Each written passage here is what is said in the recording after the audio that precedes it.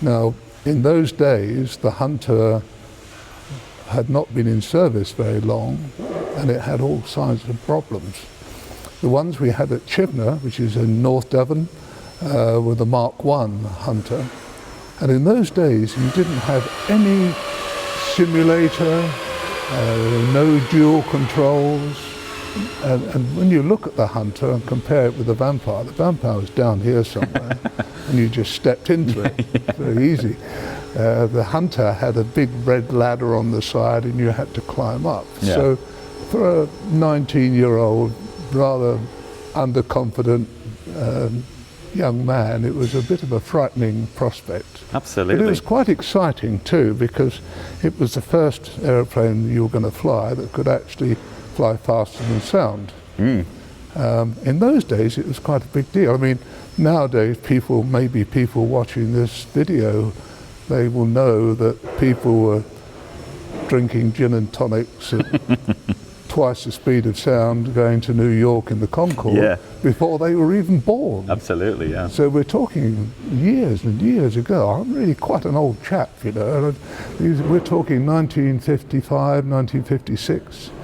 And so when it came to flying the Hunter, all we had was somebody in workshops, a carpenter, had made a cockpit out of plywood, and they stuck pictures of instruments on the front. Wow. And they made little throttles out of bits of wood and stuff.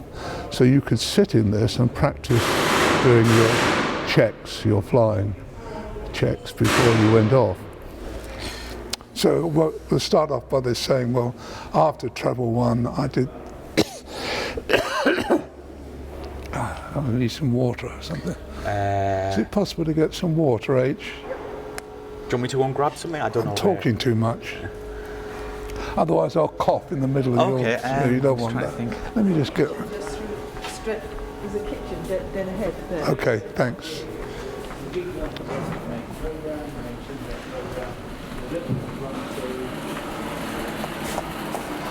Can I help myself to some water, please?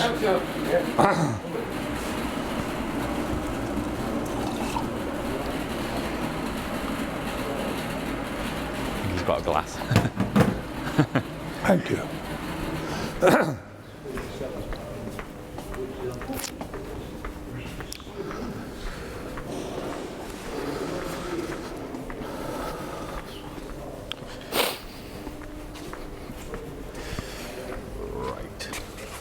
A bit to your right, if that's okay. That's perfect.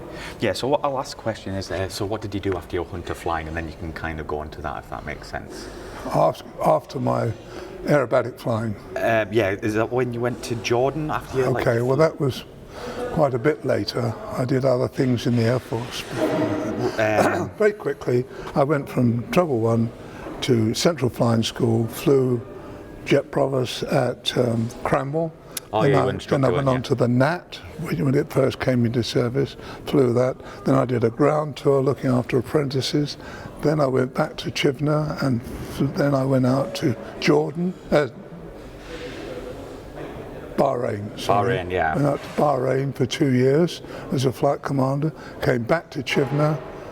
Then I ended up at aircrew selection, where I was a squadron leader down at Biggin Hill. Then I went back as a squadron commander on the Hunters at Chibnall. Then I left and went to Jordan. What? You rejoined, you were a truckie for 3 years. I can't hear what she's saying. You were a truckie for 3 years. No, that was much later. Well, I rejoined the Air Force after 10 years. And you want to talk about that, I will, but... I tried to go in obviously numerical order. Let me quickly go. I'll quickly go through it. Yeah. We can always expand it. Yeah, can always just sum up. So after what have I got here? So after your... Just say if you say what did you do after you finished with the aerobatic squadron? Yeah, after Treble 1. One. Yeah. Okay, it's perfect.